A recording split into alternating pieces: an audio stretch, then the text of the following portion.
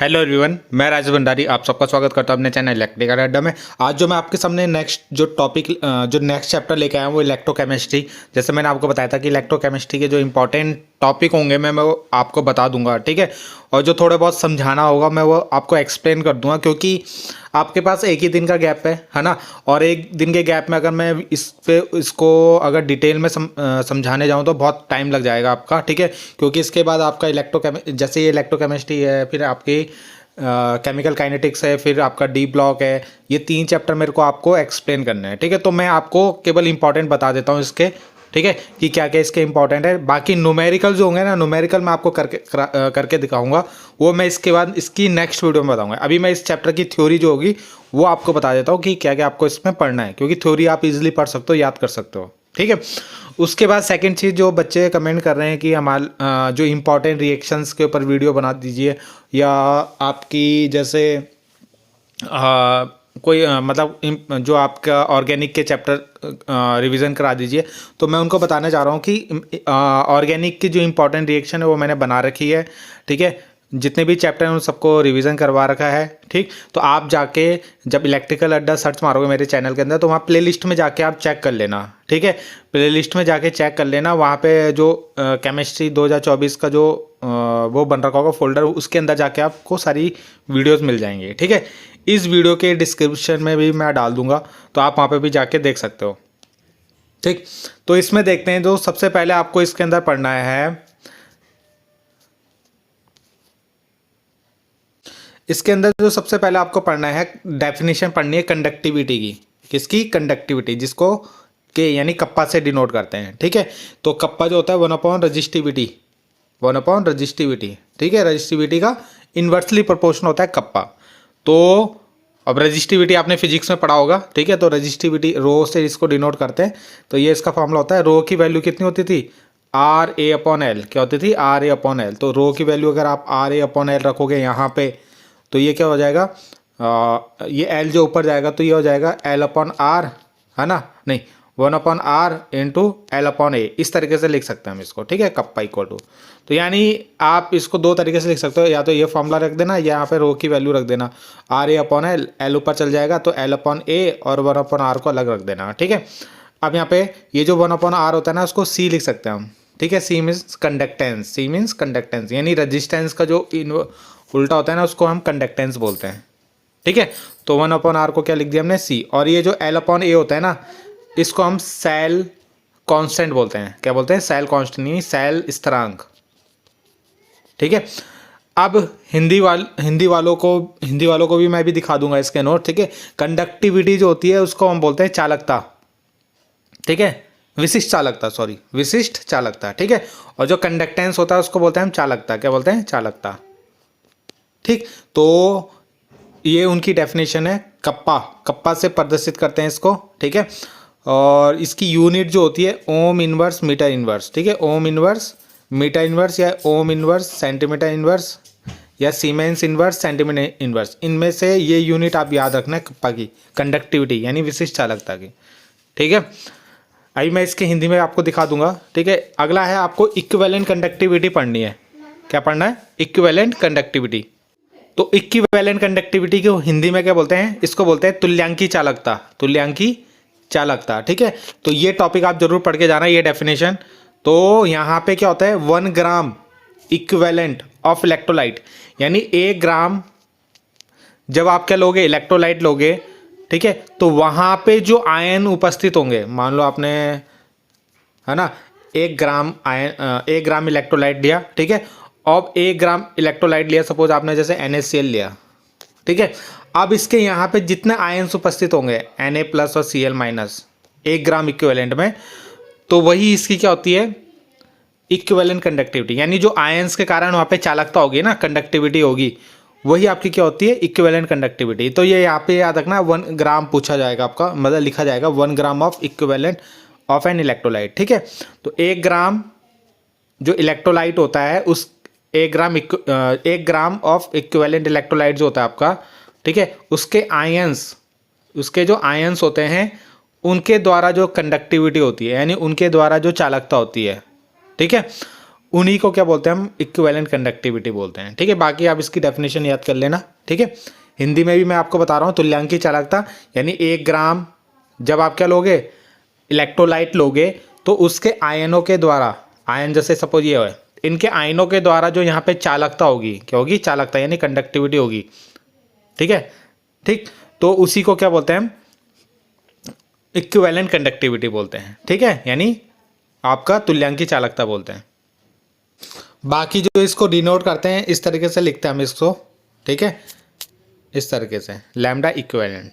ठीक, अगली जो इम्पोर्टेंट डेफिनेशन जो बनती है मोलर कंडक्टिविटी। ठीक है, देखो आपको मैं टॉपिक सारे बता रहा हूँ। ठीक है, ऐसे नहीं कि जैसे आपने मान लो फिजिक्स में किया था तो इंपॉर्टेंट पढ़ के गए और इंपॉर्टेंट में से कुछ नहीं आया, तो वहाँ पे आपको दिक्कत हो जाएगी। आपको सब पढ़ना है। ठीक है, थोड़ा थोड़ा सबको देख के जाना आपको। ऐसे नहीं कि आप सिंपल 10 या 20 क्वेश्चन देख के चले गए किसी वीडियो से। ठीक है, चाहे मेरी वीडियो चाहे किसी की वीडियो, और आप उसके भरोसे चल रहे, तो ऐसा नहीं है। ठीक है, आपको पूरा पढ़ के जाना पड़ेगा, क्योंकि कुछ भी आ सकता है आपके एग्जाम में। और वैसे भी केमिस्ट्री का सिलेबस इतना रिड्यूस हुआ है, तो यहाँ से पेपर क्या पता हार्ड ना बन जाए आपका। ठीक है, तो इसलिए आपको सब चीज़ पढ़ के जाना है, कम से कम सब फॉर्मूले याद करके जाना आप लोग, ताकि किसी पे के ऊपर भी क्वेश्चन बन जाए तो आप उसको ईजिली कर लो। अब मोलर कंडक्टिविटी क्या होता है, यहाँ पे बस वहाँ पे 1 ग्राम क्या लिया था हमने, इक्विवेलेंट लिया था इलेक्ट्रोलाइट। यहाँ पे 1 ग्राम मोल लेंगे, क्या लेंगे, 1 ग्राम मोल इलेक्ट्रोलाइट लेंगे। तो 1 ग्राम मोल इलेक्ट्रोलाइट, जैसे मान लो ले लिया मैंने NaCl को इलेक्ट्रोलाइट ले लिया। ठीक है, तो 1 ग्राम मोल इलेक्ट्रोलाइट के कारण जो वहाँ पे कंडक्टिविटी होगी या कंडक्टिंग पावर जो होती, ठीक है, कंडक्टिविटी होगी, उसी को हम मोलर कंडक्टिविटी बोलेंगे। तो यहाँ पे याद रखना 1 ग्राम मोल होगा यहाँ पे डेफिनेशन में। ठीक है, क्या होगा, 1 ग्राम मोल होगा। बाकी यहाँ पे फॉर्म, इसको भी हम लैम्डा एम से डिनोट करते हैं, इक्विवेलेंट को लैम्डा EQ से लिखते थे। तो ये होता है कप्पा इनटू वॉल्यूम। ठीक है, इस तरीके से। बाकी इसको हम ऐसे भी लिख सकते हैं कप्पा, और जो ये V है उसको 1000/m भी लिख सकते हैं आपको। ठीक है, इस तरीके से। तो ये फॉर्मूला भी आप यहाँ पे याद रख सकते हो। ठीक है, बाकी इसकी यूनिट याद रख लेना, unit ohm inverse centimetre square mole inverse. ठीक है, siemens centimetre square mole inverse, ये भी इसका यूज़ हो, मतलब ये डेफिनेशन भी यूज़ हो सकती है। बाकी आपका सेल कांस्टेंट मैंने अभी बताया था 1/r होता था इंटू L/A होता था ना, ऊपर हमने पढ़ा था अभी कप्पा। तो ये तो आपका C हो जाता था कंडक्टेंस, और L/A आपका क्या होता था, सेल कांस्टेंट बोलते हैं, क्या बोलते हैं, सेल कांस्टेंट। L/A को सेल कांस्टेंट बोलते हैं। ठीक है, अब L क्या होता है, यहाँ पे डिस्टेंस होता है, 2 इलेक्ट्रोडों के बीच की डिस्टेंस। ठीक है, और A यानी एरिया ऑफ इलेक्ट्रोड। तो इस तरीके से इसके ऊपर न्यूमेरिकल भी आ सकता है, तो आप इसको फॉर्मूले को याद रखना। ठीक है,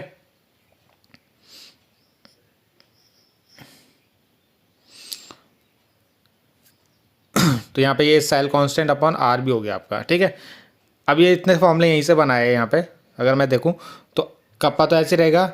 ठीक है, इस पूरे को लिख लिया हमने क्या, सेल कांस्टेंट। ठीक है, ये पूरा L/A को सेल कांस्टेंट लिख दिया, और नीचे क्या रहेगा, R। तो इस तरीके से कप्पा के फॉर्मूला ये भी बन सकता है आपका, सेल कांस्टेंट अपॉन R। ठीक है, बाकी इसको 1/r को क्या, तो यहाँ पे हम इसको, हमारा फॉर्मूला ये था 1/r इंटू L/A। तो यहाँ पे 1/r को हम कंडक्टेंस लिख लेंगे, और L/A को क्या, सेल कांस्टेंट लिख देंगे। तो ये भी आपका यहाँ पे फॉर्मूला बन सकता है। ठीक है, बाकी आपको एक छोटा सा फॉर्मूला ये भी याद रखना है, रिलेशन बिटवीन कप्पा यानी K और इक्विवेलेंट कंडक्टिविटी यानी लैम्डा E इक्विवेलेंट। ठीक है, तो इन दोनों में रिलेशन, इन दोनों में क्या रिलेशन है, क्या संबंध है, उसके ऊपर एक फॉर्मूला है। तो लैम्डा इक्विवेलेंट जो होता है कप्पा, है ना, कप्पा इंटू V होता है। ठीक है, क्या होता है, V मीन्स वॉल्यूम यहाँ पे। ठीक है, अब यहाँ पे इसको हम इस फॉर्मूले को इस तरीके से भी लिख सकते हैं, V को यहाँ पे क्या 1000/n भी लिख सकते हैं, क्या लिख सकते हैं, 1000/n। ठीक है, या 1000/ इक्विवेलेंट भी लिख सकते हैं, C इक्विवेलेंट। ठीक, तो ये फॉर्मूला भी आपको याद रखना, इसके ऊपर न्यूमेरिकल आ सकता है आपके, तो डायरेक्ट आप ये फॉर्मूला याद कर लेना। ठीक है, तो हिंदी मीडियम वालों के लिए ये है, ये विशिष्ट चालकता की डेफिनेशन हो जाएगी आपकी। ठीक है, जिसको अभी हम कप्पा से डिनोट कर देते ना, तो ये उसकी डेफिनेशन हो जाएगी आपकी। ठीक है। बाकी ये इसका फॉर्मूला हो गया, ये फॉर्मूला हो गया इसका, ठीक है। ये इसकी यूनिट हो गई जो मैंने अभी पीछे बताया था। उसके बाद तुल्यांकी चालकता, उसकी ये डेफिनेशन हो गई, ठीक है। यहाँ पे 1 ग्राम इक्विवेलेंट आता है आपका, ठीक है। और यहाँ पे ना मोलर चालकता की डेफिनेशन नहीं है, तो मोलर चालकता में आपको मैंने बताया था 1 मोल लिख देना, केवल क्या लिख लेना, 1 ग्राम मोल, ठीक है। तो उस वाले में 1 ग्राम मोल आएगा आपका, ठीक। बाकी फॉर्मूले आप वहाँ से देख सकते हो। जो अभी मैंने आपको बताया था रिलेशन कप्पा और इक्विवेलेंट में, तो ये रिलेशन होता है उनके बीच में, ठीक है, अभी बताया था। और यहाँ पे वी को इक्विवेलेंट भी लिख सकते हैं, ठीक है, और एन भी लिख सकते हैं। तो ये फॉर्मूला ऐसे ही बन सकता है आपका, ठीक है। बाकी ये इसकी यूनिट हो गई, ठीक। नेक्स्ट टॉपिक देखते हैं। नेक्स्ट टॉपिक ये है कि variation of conductivity and molar conductivity, conductivity and molar conductivity with concentration. यानी आप कंसंट्रेशन को बढ़ाते हो या कंसंट्रेशन को घटाते हो तो उससे उसकी कंडक्टेंस में क्या फ़र्क पड़ेगा, कंडक्टिविटी में क्या फ़र्क पड़ेगा, और मोलर कंडक्टिविटी में क्या फ़र्क पड़ेगा। तो मैं इसको एक शॉर्ट में समझा देता हूँ आपका। देखो वेरिएशन कैसे कर सकते हो आप कंडक्टेंस में। देखो इसमें कंसंट्रेशन को आप या तो बढ़ा सकते हो, है ना, या कंसंट्रेशन को घटा सकते हो। मान लो आपने जैसे कोई नमक सॉल्ट वाटर लिया, ठीक है। सॉल्ट वाटर अगर आपने लिया यानी नमक का कोई पानी लिया है, तो अगर आप उसमें और पानी डालोगे तो उसकी कंसंट्रेशन क्या हो जाएगी, कम हो जाएगा, यानी थोड़ा फीका हो जाएगा।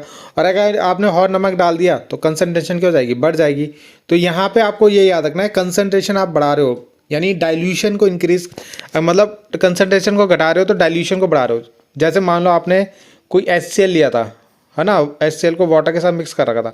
अगर आप इससे और वाटर इसमें मिक्स करोगे तो यहाँ पे जो इसका मतलब वाटर को मिक्स कर रहे हो मतलब डाइल्यूशन को इंक्रीज कर रहे हो, क्या इसको, डाइल्यूशन को, ठीक है, डाइल्यूशन को इंक्रीज कर रहे हो। डाइल्यूशन मतलब एक तरीके से क्या बोलते हैं, सांद्रता को क्या कर रहे हो, बड़ा। तो यहाँ पे डाइल्यूशन को हिंदी में तनुता बोलते हैं, ठीक है, तनुता। तो अगर आप मान लो तनुता बढ़ा रहे हो, तनुता मतलब जैसे HCl लिया था आपने, तो HCl में आप पानी मिला रहे हो, तो पानी मिला रहे हो तो इसका मतलब डाइल्यूशन को बढ़ा रहे हो, ठीक है, तनुता बढ़ा रहे हो। तो जैसे जैसे आप पानी मिलाते रहोगे इसमें, तो इसका जो कंसंट्रेशन होगा वो कम होगा, कंसंट्रेशन कम होगा ना, यानी सांद्रता कम होगी। पहले HCl जो था वो ज़्यादा था, पानी कम था, अब पानी बढ़ रहा है तो यानी कंसंट्रेशन क्या हो रही है आपकी, सांद्रता कम हो रही है, ठीक है। वॉल्यूम इंक्रीज हो रहा है, अब वॉल्यूम तो बढ़ेगा ही, है ना, पहले मान लो यहाँ तक था, अब ऊपर तक पहुँच जाएगा जब आप पानी मिलाओगे, तो वॉल्यूम इंक्रीज हो रहा है। So conductance is increase because more degree of dissociation of electrolyte, ठीक है। अब इसका मतलब क्या है, जैसे जैसे आप पानी मिलाते रहोगे ना, इसमें डाइल्यूशन को बढ़ा रहे हो यानी तनुता बढ़ा रहे हो, तो यहाँ पे ज़्यादा से ज़्यादा आयंस में ब्रेक हो जाएगा, H+Cl- में ज़्यादा से ज़्यादा ब्रेक होगा। और ज़्यादा से ज़्यादा जब ये आयंस में ब्रेक होगा तो यहाँ से इसका कंडक्टेंस बढ़ जाएगा, क्या बढ़ जाएगा, कंडक्टेंस बढ़ जाएगा, ठीक है, चालकता बढ़ जाएगी, ठीक है। क्योंकि यहाँ पे अल्फा बढ़ रहा है, अल्फा मतलब जो क्या अल्फा को क्या बोल सकते हैं हम, डिग्री ऑफ आयोनाइजेशन जो होता है वो बढ़ रहा है ना, डिग्री ऑफ आयोनाइजेशन यानी आयनीकरण जो है वो आपका बढ़ रहा है, यानी ज़्यादा आयंस में ब्रेक होगा। जैसे जैसे आप पानी मिलाते रहोगे ना, H+Cl- क्या होगा, ज़्यादा से ज़्यादा टूटेंगे अपने आयंस में, और इससे क्या होगा, कंडक्टेंस बढ़ जाएगा। तो डाइल्यूशन बढ़ाने पे कंडक्टेंस बढ़ता है, ठीक।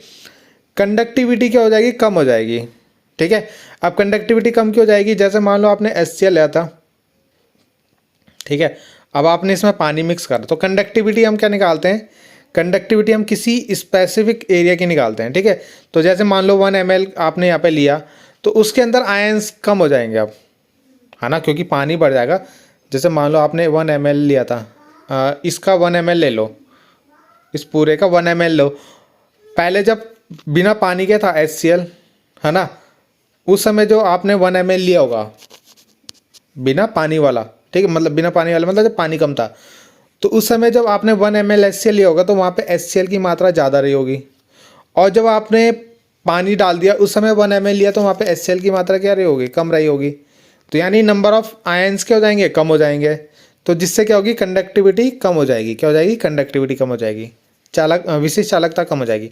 तो conductivity due to all the ions present in 1 ml electrolyte if we increase dilution, जैसे जैसे हम डाइल्यूशन इंक्रीज करेंगे यानी तनुता बढ़ाएंगे, वॉल्यूम बढ़ेगा, ठीक है, पानी डालोगे तो वॉल्यूम बढ़ेगा। And number of ions in 1 ml decrease, अब मैंने बताया ना 1 ml में क्या हो जाएंगे, नंबर ऑफ आयन कम हो जाएंगे, यानी आयनों की संख्या कम हो जाएगी और कंडक्टिविटी क्या हो जाएगी, कम हो जाएगी। ठीक है, जैसे आप मान लो घर में एक चीनी पानी बनाया, ठीक है ना। अब आपने पहले जो पानी था वो कम डाला था, उससे आपने 1 ml लिया तो ज़्यादा मीठा होगा, ठीक है। फिर आपने उसमें क्या करा, 1 गिलास 2 गिलास पानी और डाल दिया, अब आप 1 ml लो तो वो थोड़ा कम मीठा होगा, क्योंकि आयन क्या हो गया, कम हो गया आपके, ठीक है। तो इसलिए कंडक्टिविटी क्या हो जाएगी, कम हो जाएगी। अब मोलर कंडक्टिविटी को देखते हैं। तो मोलर कंडक्टिविटी देखते हैं हम स्ट्रॉन्ग इलेक्ट्रोलाइट के लिए, ठीक है। स्ट्रॉन्ग इलेक्ट्रोलाइट में क्या होगा, स्ट्रॉन्ग इलेक्ट्रोलाइट में जैसे मान लो आपने इतना पानी मिलाते गए उसके अंदर, ठीक है, उसके अंदर हमने पानी मिलाते रहे, ठीक है, यानी इनफाइनाइट डाइल्यूशन करा हमने। इनफाइनाइट डाइल्यूशन मतलब बहुत पानी मिला दिया उसके अंदर। तो यहाँ पे क्या होगा, इनफाइनाइट डाइल्यूशन पे इसकी कंसंट्रेशन क्या हो जाएगी, बिल्कुल जीरो हो जाएगी, है ना। मान लो आपने जैसे कोई सॉल्यूशन बनाया, उसमें इतना पानी डाल दो तो क्या हो जाएगा, पानी ज़्यादा हो जाएगा, तो यानी कंसंट्रेशन क्या हो जाएगी, बिल्कुल ज़ीरो। उस समय जो इसकी कंडक्टिविटी होती है उसको हम ऐसे लिखते हैं, सॉरी, ठीक है, इस तरीके से दिखाते हैं मोलर कंडक्टिविटी को। ऐसा मत बनाना जैसे लैम्डा, इसको ऐसे दिखा देना, ठीक है, ऐसे बना देना या इसके ऊपर इन्फिनिटी बना देना, ठीक है। तो उस समय जो कंडक्टिविटी होती है उसको मोलर कंडक्टिविटी बोलते हैं eight infinite dilution. Molar conductivity को हम ऐसे लिखते हैं और इनफाइनाइट डाइल्यूशन को इसलिए इनफाइनाइट लगा देंगे इसके ऊपर, ठीक है। तो जब हमने बहुत सारा पानी मिला देते हैं तो उस समय जो कंसंट्रेशन हो जाती है बिल्कुल जीरो, उस समय जो कंडक्टिविटी होती है molar conductivity eight infinite dilution, तो उसको ऐसे शो करते हैं, ठीक है। तो इसकी जो वैल्यू होती है, इसके लिए फॉर्मूला आपको याद रखना पड़ेगा, lambda M equal to lambda M infinity minus B root C, ठीक है। तो इस समय जो कंडक्टिविटी होती है आपकी मैक्सिमम होती है, क्या होती है, मैक्सिमम, जब आपकी जीरो कंसंट्रेशन होती है, ठीक है, इनफाइनाइट डाइल्यूशन में। इसके लिए ये ग्राफ बनेगा, जैसे KCl के लिए बना तो ये इस लाइन को टच करेंगे ऐसे, और ये HCl के लिए है, ठीक है। तो यहाँ पे जब ये टच कर रहे हैं ना, तो इसको ही एम लैम्डा एम इन्फिनिटी लिख दो, है ना, या नॉट लगा दो उसके ऊपर, और नीचे आएगा C की पावर 1/2। अब वीक इलेक्ट्रोलाइट के लिए जो होता है ना, वीक इलेक्ट्रोलाइट के लिए ये मैक्सिमम क्या होता है, ये लाइन इसको ऐसे टच नहीं करती, ये लाइन क्या होगी, इस तरीके से यहाँ से चलना स्टार्ट होगी और ऐसे ऐसे ऐसे करते हुए आगे बढ़ जाएगी, ठीक है, इसको टच नहीं करती, ठीक है, वीक इलेक्ट्रोलाइट में, आप इसको याद रख लेना।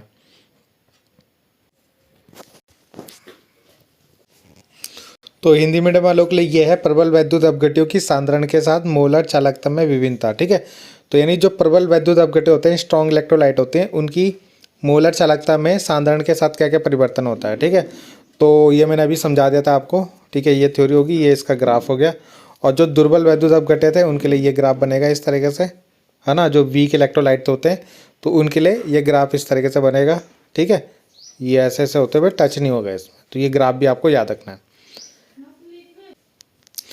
अगला आपको कोलराज लॉ पढ़ना है, ठीक है। कोलराज लॉ ने क्या बताया था कि इनफाइनाइट डाइल्यूशन पे, जिसको हम लिमिटिंग मोलर कंसंट्रेशन भी बोलते हैं, इनफाइनाइट डाइल्यूशन पे जो आपके, जैसे मान लो आपने इनफाइनाइट डाइल्यूशन पे NaCl लिया, ठीक है, तो अगर हमें इसकी मोलर कंडक्टिविटी निकालनी है इनफाइनाइट डाइल्यूशन में, किसकी, NaCl की, ठीक। तो ये कैसे मिलेगी हमें, उसकी जो आयंस होंगे उनके सम के इक्वल मिलेगी, जो भी आयंस होंगे, जैसे Na प्लस और Cl माइनस, तो इन दोनों के सम के इक्वल होगी इसकी मोलर कंडक्टिविटी, है ना। तो देखो हमने यहाँ पे कैसे लिखा हुआ है इसको, जैसे ये लिखा हुआ हमने लैम्डा एम इन्फिनिटी, है ना, या नॉट लगा सकते हो आप, किसकी, NaCl की। तो इसको कैसे निकालते हैं हम, तो जो इसका क्या होगा, इन्फिनिटी पे जो Na प्लस होगा और इन्फिनिटी में जो क्या होगा, Cl माइनस, उनके सम के इक्वल होता है, ठीक है। ऐसे आप BaCl2 का भी निकाल सकते हो, तो ये Ba हो गया और BaCl2 था ना ये, तो ये क्या में टूटेगा, Ba प्लस, है ना, और 2Cl माइनस, ठीक है, इस तरीके से।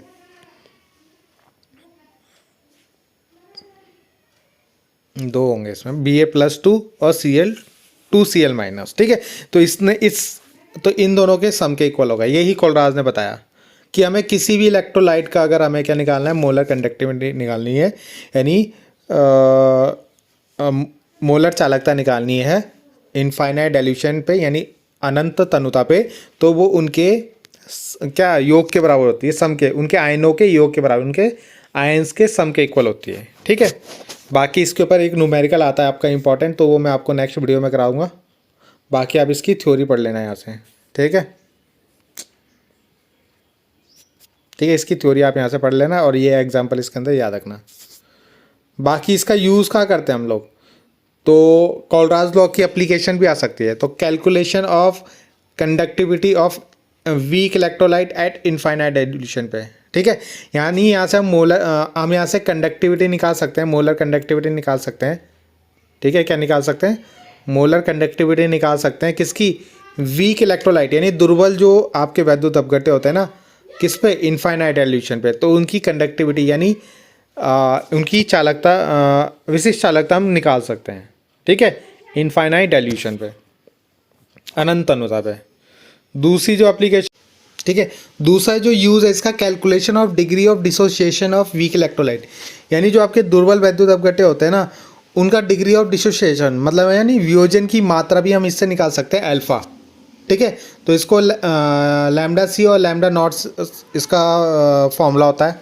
ठीक, अब देखो क्या है, बच्चे क्या होता है, कोलराज लॉ पढ़ के चल जाते हैं केवल, और वहाँ पे क्या होता है कि वो पूछ लेगा कि इसकी एप्लीकेशन लिखो, 2 एप्लीकेशन लिखो, कि what is the Kohlrausch law and write two application, यानी 2 उसकी एप्लीकेशन भी लिखो। तो फिर आप वहाँ पे एप्लीकेशन पढ़ के नहीं जाते, तो आपको मिनिमम 2 या 3 इसकी एप्लीकेशन याद रखनी है। ठीक है, यानी इनकी कहाँ कहाँ उपयोग होता है इसका, वो आपको याद रखना है। तो इस तरीके से क्वेश्चन आते हैं, फिर ये दिक्कत हो जाती है वहाँ पे। ठीक है, कैलकुलेशन ऑफ डिसोसिएशन कांस्टेंट, यानी जो आपका वियोजन स्थिरांक होता है ना के, ये भी हम इससे निकाल सकते हैं। तो C alpha square 1 minus alpha, इस फॉर्मूले से हम निकाल सकते हैं। ठीक है, इनके ऊपर न्यूमेरिकल भी आ सकते हैं आपके। देखो जो मैं आपको बता रहा हूँ ना इतना सारा, इसलिए बता रहा हूँ ताकि आपका पेपर अच्छा जाए। ठीक है, क्योंकि मैं बताने के लिए तो आपको इंपॉर्टेंट बता देता, ये पढ़ लो, ये पढ़ लो, ये पढ़ लो, हो जाएगा। ठीक है, मगर ये आपको ये भी बता रहा हूँ कि क्या क्या फॉर्मूले आपको याद रखने हैं। ठीक है, थोड़ा थोड़ा उनके अंदर समझा भी दे रहा हूँ। यहाँ पे कोलराज का नियम आपका है। ठीक है, हिंदी मीडियम वालों के लिए, तो आप इसको नोट कर सकते हो। ठीक है, ये इसका एग्जांपल हो जाएगा NaCl का। ठीक है, कि इनके आयन्स होते हैं, यानी अगर हमें NaCl का किस पे, अनंत अनुता पे क्या निकालनी है, चालकता निकालनी है, तो वो उनके आयन के योग के बराबर होता है। ठीक है, तो आयन्स जो होता है उनके सम के इक्वल होता है आपका। बाकी उसकी उपयोगिता कहाँ कहाँ यूज़ होता है, तो अनंत अनुता पर दुर्बल वैद्युत अपघट्यों की मोलर चालकता की गणना करने में इसका उपयोग होता है। ठीक है, तो एक ही उपयोगिता मैंने इस जो हिंदी मीडियम वालों ने लिखी हुई है। ठीक है, बाकी इंग्लिश में मैंने आपको वहाँ पे भी समझा देता, 2 उपयोगिता और हैं, टोटल 3 हो जाएंगे आपके। ठीक है, यानी एक तो हम क्या अल्फा निकालते हैं और एक हम के। ठीक है, के यानी वियोजन स्थिरांक निकालने के लिए भी यूज़ करते हैं इसको, और अल्फा यानी वियोजन की मात्रा निकालने के लिए भी इसका यूज़ करते हैं। ठीक है, तो 3 एप्लीकेशन हो जाएंगे इसकी। अगला तो आपका थ्योरेटिकल टॉपिक है ये, तो आप पढ़ सकते हो कि इलेक्ट्रोकेमिकल सेल और गैल्वेनिक सेल और वोल्टिक सेल किसे बोलते हैं। ठीक है, जो केमिकल एनर्जी को किसमें कन्वर्ट करते हैं, इलेक्ट्रिकल एनर्जी में, उनको हम कौन से इलेक्ट्रोकेमिकल सेल बोलते हैं। ठीक है, तो ये इसके अंदर आपको लिखना है, यानी जो रासायनिक ऊर्जा को विद्युत ऊर्जा में बदलते हैं उनको हम क्या बोलते हैं, इलेक्ट्रोकेमिकल सेल या गैल्वेनिक सेल और वोल्टिक सेल बोलते हैं। ये डायग्राम आपको लेना है इसमें। ठीक है, डायग्राम बनाना है, देख लेना अपनी बुक से भी, या एक सॉल्यूशन आपको ZnSO4 का लेना है, एक सॉल्यूशन आपको कॉपर सल्फेट का लेना है। अगर आपने ZnSO4 लिया है तो उसमें Zn की रॉड लेनी है, और जो कॉपर सल्फेट लिया तो उसमें कॉपर की रॉड लेनी है। ठीक है, और उन दोनों को सॉल्ट ब्रिज से कनेक्ट कर देना है, सॉल्ट जो ब्रिज होता है उससे कनेक्ट कर देना है। ठीक है, और यहाँ से इन दोनों में एक वोल्ट मीटर लगा देना है बीच में। ठीक, तो यहाँ पे होता क्या है, जैसे आप कॉपर की रॉड को ना कॉपर सल्फेट के अंदर डालते हो, तो यहाँ पे जो कॉपर होता है जब आप जिंक की रॉड को जिंक सल्फेट के अंदर डालते हो, है ना, ZnSO4 के ऊपर डालते हो, तो यहाँ पे जो Zn होता है ना, Zn वो अपने 2 आयंस यहाँ पे डोनेट करता है, मतलब 2 इलेक्ट्रॉन डोनेट करता है इस तरीके से। ठीक है। वो 2 इलेक्ट्रॉन यहाँ से जिंक की रॉड से होते हुए यहाँ कॉपर के पास पहुँचते हैं, और ये जो कॉपर 2+ होता है यहाँ पे, है ना, ये इन दोनों इलेक्ट्रॉन को लेके क्या बन जाता है, कॉपर में कन्वर्ट हो जाता है। ठीक है, तो ये रिएक्शन होती है यहाँ पे। तो इसमें ये जो नेगेटिव वाला होता है वो एनोड होता है, पॉजिटिव वाला कैथोड होता है, ये भी आपको याद रखना है। ठीक है, तो यहीं पे यही थ्योरी मैंने यहाँ पे आपकी लिखी हुई है। ठीक, बाकी इसकी जो फाइनल रिएक्शन है वो आपको याद रखनी है, एनोड पे कौन सी रिएक्शन होती है और कैथोड पे कौन सी रिएक्शन होती है। तो एनोड पे मैंने बताया अभी Zn होता है। ठीक है, Zn क्या करता है, Zn+2 में कन्वर्ट होता है और 2 इलेक्ट्रॉन को डोनेट करता है, यानी ऑक्सीडेशन रिएक्शन होती है यहाँ पे। ठीक है, फिर कॉपर 2+ क्या करेगा, कैथोड पे उन 2 इलेक्ट्रॉन को गेन करेगा और 2 इलेक्ट्रॉन को गेन करने के बाद कॉपर में कन्वर्ट हो जाएगा। ठीक है, तो ये रिडक्शन रिएक्शन होती है आपकी। ठीक, मैं ऊपर बता रहा हूँ आपको, बाकी आप इसको डीपली पढ़ लेना। ठीक है, सॉल्ट ब्रिज का फंक्शन, सॉल्ट ब्रिज का काम क्या होता है, जो हमने इन दोनों के बीच में लगाया ना इसको इस तरीके से, इस सॉल्ट ब्रिज का काम क्या है, तो इसका काम होता है यहाँ पे आयंस को मेंटेन करना है, यानी आयंस की जो मात्रा होती है उसको इक्वल रखना। ठीक है, तो इसके अंदर भरा होता है KNO3, KCl, K2SO4, अगर है ना, जिलेटिन, ये चीज़ें इसके अंदर भरी होती है। ये जो सॉल्ट ब्रिज होता है ना इसके अंदर भरी होती है। तो यहाँ पे जैसे आयंस कम ज़्यादा होंगे ना तो उनका फ्लो होता है, मतलब यहाँ से यहाँ, यहाँ से यहाँ, इस तरीके से इसके अंदर फ्लो करते हैं आयंस। ठीक है, यानी मेंटेन करता है, न्यूट्रलिटी को क्या करता है, मेंटेन करता है, यानी न्यूट्रल रखता है, दोनों के अंदर जो आयंस की मात्रा है उनको इक्वल रखता है। ठीक है, तो ये काम होता है इसका।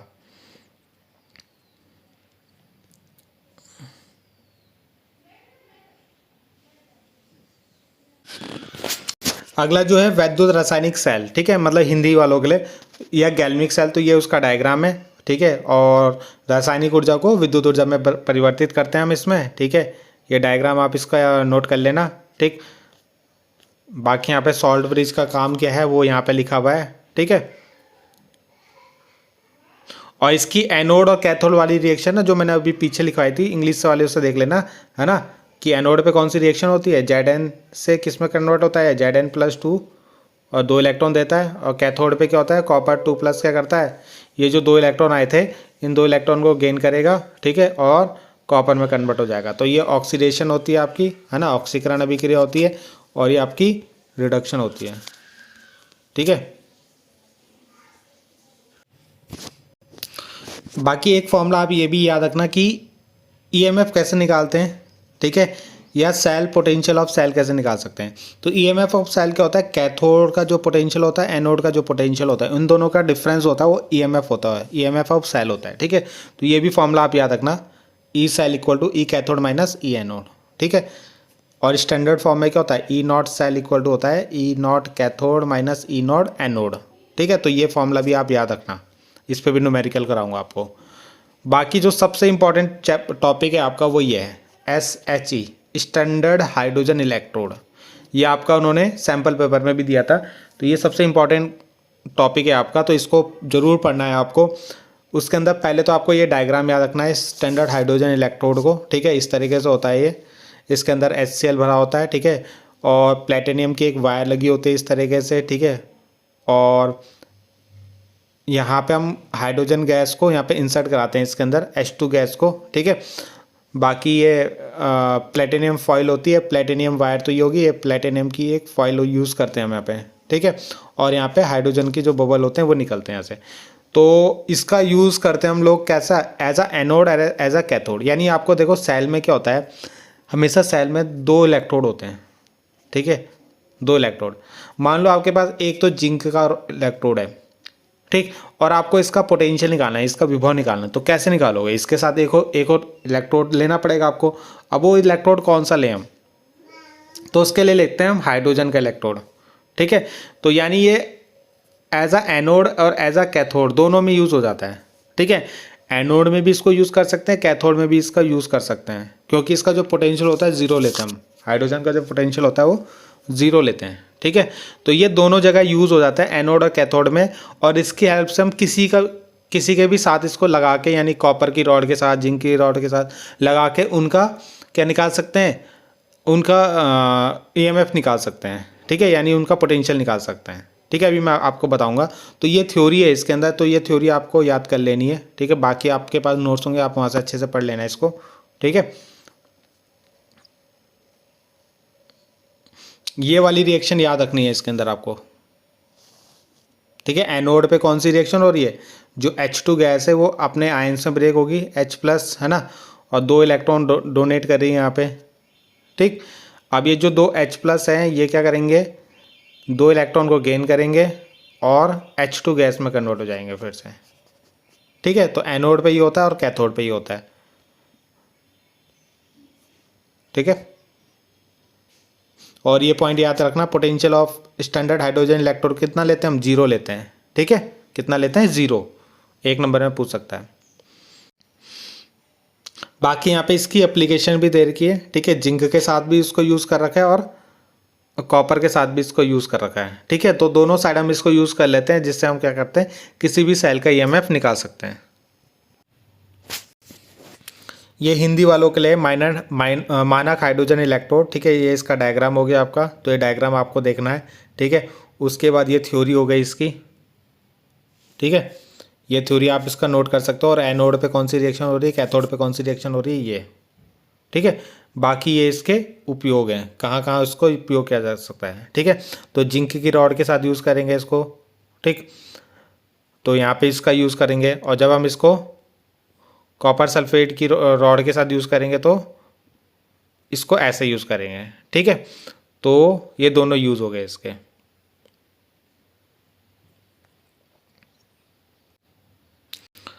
अगला है नस्ट इक्वेशन। नस्ट इक्वेशन क्या होती है, इसमें आपको ये फॉर्मूला याद रखना है, इसके ऊपर न्यूमेरिकल आएगा आपको, ठीक है। देखो अभी तक जो हम ईएमएफ निकाल रहे थे ना, स्टैंडर्ड ईएमएफ जो हम निकाल रहे थे, वो निकाल रहे थे हम, जो E0 हम निकाल रहे थे, E0 सेल जो निकाल रहे थे, वो हम क्या होता है 298 केल्विन, यानी स्टैंडर्ड जो टेम्परेचर होता है, और स्टैंडर्ड टेम्परेचर और स्टैंडर्ड प्रेशर के ऊपर निकाल रहे थे, या स्टैंडर्ड कंसंट्रेशन पे, 1 मोलर कंसंट्रेशन पे निकाल रहे थे, ठीक है। और 298 केल्विन पे निकाल रहे थे।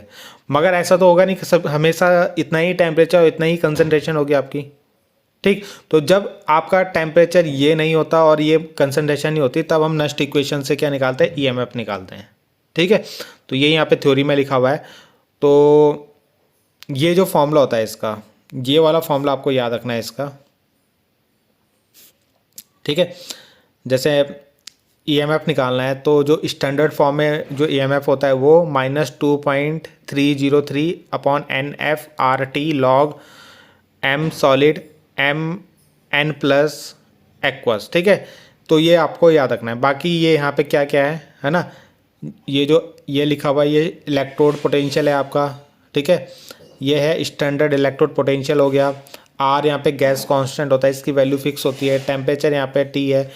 F मीन्स यहाँ पे फ्राडे ऑफ इलेक्ट्रिसिटी है। Mn+ molar concentration of ion है। M यहाँ पे मोलर कंसनट्रेशन ऑफ मेटल है एट 25 डिग्री सेल्सियस। तो ये यहाँ पे दिया हुआ है। बाकी इसके न्यूमेरिकल मैं आपको नेक्स्ट वीडियो में कराऊंगा, ठीक है। बाकी इस फॉर्मूले को और सॉल्व करेंगे, यहाँ पे इन सब की वैल्यू रख देंगे, R T F की वैल्यू रख के, है ना। तो ये फॉर्मूला, फाइनल फॉर्मूला जो बनेगा वो ये बनेगा, ये यानी आप डायरेक्ट ये फॉर्मूला याद कर लेना है तो यहाँ पे, ठीक है। ये वाला उसको रह के इसको यहाँ पे क्या आ जाएगा, 0.59/N आ जाएगा, ठीक है। log MS और MN एक्वस, और MS सॉलिड फॉर्म में हमेशा 1 होती है, वैल्यू कितनी होती है, 1। तो इसलिए नेक्स्ट वाले में उन्होंने यहाँ पे 1 लगा दिया, ठीक है। तो ये फॉर्मूला याद कर लेना, इसके ऊपर न्यूमेरिकल करा देंगे। बाकी इसमें आपको क्या याद रखना है, electrochemical cell and gives free energy. तो ये वाला फॉर्मूला याद रखना, ठीक है। ये वाला फॉर्मूला याद रखना है इसका, ठीक है।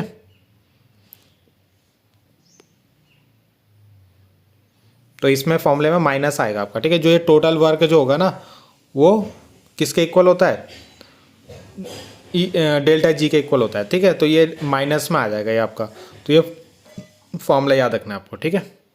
इसके ऊपर भी न्यूमेरिकल कराएंगे। नेक्स्ट है इलेक्ट्रोकेमिकल सेल और इलेक्ट्रोलाइटिक सेल, दोनों में डिफरेंस आपको याद रखना है, ठीक है। ये क्या करता था, ये केमिकल एनर्जी को इलेक्ट्रिकल एनर्जी में बदलता था, रासायनिक ऊर्जा को विद्युत ऊर्जा में बदलता था। और ये क्या होता है, विद्युत ऊर्जा को केमिकल एनर्जी, यानी इलेक्ट्रिकल एनर्जी को केमिकल एनर्जी में बदलता है, ठीक है। तो ये दोनों जो सेल हैं, इन दोनों में डिफरेंस आपको याद कर लेना है, ठीक है। नेक्स्ट आपको जो इसमें पढ़ना है ना, फ्राडे लॉ ऑफ इलेक्ट्रोलाइसिस, है ना। फ्राडे के जो 2 लॉ हैं वो आपको पढ़ने हैं, बहुत इंपॉर्टेंट है ये, ठीक है। दोनों लॉ आप इसको पढ़ लेना, थियोटिकल है बिल्कुल, याद कर लेना इसको, ठीक है। एक लॉ ये हो गया और दूसरा लॉ ये हो गया। आपको थोड़ा साफ से नहीं दिखेगा, आपको कहीं दूसरी बुक में जाके इसको आप देख सकते हो, ठीक है, अगर आप इसको अच्छे से पढ़ लेना मगर, ठीक है। ये सबसे इंपॉर्टेंट टॉपिक है आपका, ठीक है। ये हो गया SHE जो स्टैंडर्ड हाइड्रोजन इलेक्ट्रोड मैंने पढ़ाया, वो इंपॉर्टेंट है आपका, ठीक है। अगला यहाँ पे सेकेंडरी सेल, प्राइमरी सेल तो वो होते हैं जिनको हम एक बार यूज़ करते हैं उसके बाद फेंक देते हैं, मर्क्यूरी सेल, ये हो गया आपका ड्राई सेल। सेकेंडरी सेल होते हैं जिन्हें हम दोबारा यूज़ करते हैं, जैसे लेड एसिड सेल, तो ये सेल भी इंपॉर्टेंट है। तो लेड एसिड सेल में आप पढ़ना पहले, ठीक है, लेड एसिड सेल को पढ़ लेना, क्योंकि अगर मैं कराऊंगा तो बहुत लंबा पड़ जाएगा, ठीक है। अब इसके अंदर पढ़ना क्या आपको, इसके अंदर आपको लेड एसिड सेल के अंदर एक तो ये बैटरी का डायग्राम याद कर लेना, ठीक है। उसके बाद एनोड की रिएक्शन और कैथोड की रिएक्शन, ठीक है। एनोड में क्या होता है, जैसे डिस्चार्जिंग, अगर डिस्चार्जिंग का केस है तो लेड की होती है, लेड सही है, 2 इलेक्ट्रॉन निकलेंगे तो लेड 2+ में कन्वर्ट होगा, ठीक है। उसके बाद ये लेड 2+ क्या करेगा, कॉपर सल्फेट जो इसके अंदर H2SO4 भरा होता है ना, ठीक है, हाइड्रोजन सल्फ्यूरिक एसिड जो भरा होता है, वहाँ से जो सल्फेट आयन होगा वो इसके साथ जाके चिपकेगा और ये PbSO4 की बन जाएगी। वैसे कैथोड वाली भी PbSO4 में बदल जाएगी, ठीक है। दोनों डिस्चार्जिंग के समय PbSO4 में बदल जाती है, और जो चार्जिंग के समय ये Pb और PbO2 की होती है, ठीक है। यानी स्टार्टिंग में जो होती है ना, एक जो होगी आपकी एनोड वाली वो तो होगी Pb की, और जो कैथोड वाली होगी वो PbO2 की होगी, ठीक है। तो इस तरीके से इसको याद कर लेना, और इसके 2 यूज़ कर लेना, जैसे कार में यूज़ करते हैं इसको, ठीक है, इन्वर्टर की बैटरी होगी, तो इनमें ये वाली बैटरी यूज़ होती है आपकी लेड एसिड बैटरी। अगला फ्यूल सेल, ये भी बहुत ज़्यादा इंपॉर्टेंट है, बहुत इंपॉर्टेंट चैप्टर है आपका ये, ठीक है। तो ये फ्यूल सेल भी आपका पूछा जाता है, ठीक है, इस तरीके से होता है ये। तो ये डायग्राम इसका याद कर लेना फ्यूल सेल का। बाकी इसकी भी जो एनोड और कैथोड की रिएक्शन है जो, उसको याद कर लेना, ठीक है। H2OH के साथ मिक्स होकर यहाँ पे H2O 2 इलेक्ट्रॉन मिलते हैं, और O2 H2O के साथ मिक्स करके ये 4OH- यहाँ पे फॉर्म होता है, ठीक है। ओवरऑल रिएक्शन आपकी ये है इसकी, यानी डायरेक्ट आप इस रिएक्शन को भी याद कर सकते हो, यानी O2 H2 और O2 मिलते हैं तो यहाँ पे H2O बनता है आपका, ठीक है। बाकी एफिशिएंसी इसकी हाई होती है ना, कंटिन्यूस सोर्स ऑफ एनर्जी है, पॉल्यूशन फ्री होता है, यानी इसमें पॉल्यूशन नहीं होता। तो ये टॉपिक आपको पढ़ना है यहाँ पे फ्यूल सेल का, ठीक है। तो इतने टॉपिक हैं इसके अंदर, हिंदी में भी दिखा देता हूँ। तो ये आपके फैराडे लॉ हो गए, ठीक है, फैराडे लॉ याद कर लेना आप लोग, ठीक है। ये इसकी डेफिनेशन होगी, ये इसका फॉर्मूला हो गया यहाँ से, ठीक है। ये पूरा ये फॉर्मूला हो जाएगा आपका, ये पूरा, ठीक है।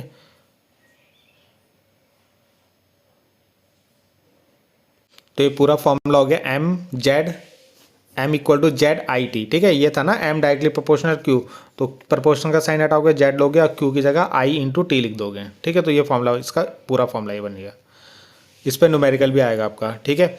ऐसे इसका ये सेकंड लॉ हो गया आपका, ये जो है सेकंड लॉ, ठीक है, ये डेफिनेशन हो गई इसकी, ठीक है। तो ये सेकंड लॉ हो गया। उसके बाद इस सेकंड लॉ के आगे जो आपको करना है वो क्या करना है, वो ये लिखना है इसके आगे, ठीक है, पूरा, ठीक है। ये पूरा इसके अंदर लिखना है आपको, ठीक। न्यूमेरिकल जो होंगे इसके नेक्स्ट वीडियो में मैं आपको बता दूंगा। देखो मैं आपको ना जल्दी जल्दी इसलिए बता रहा हूँ ताकि क्या है, टाइम नहीं है आपका, एक दिन का टाइम है, इसमें मैं अभी क्या आपको पूरा पढ़ाऊंगा, क्योंकि वीडियो बनाना फिर एडिटिंग करना, ठीक है, बहुत चीज़ हो जाता है इसके अंदर, तो इसलिए मैं आपको टॉपिक बता रहा हूँ, ठीक है। अगला सीचा संचायक सेल जो हो गया आपका, ये डायग्राम आपको इसका अंदर याद रखना है, ठीक है। एनोड और कैथोड वाली ये रिएक्शन याद करना है इसकी, ठीक।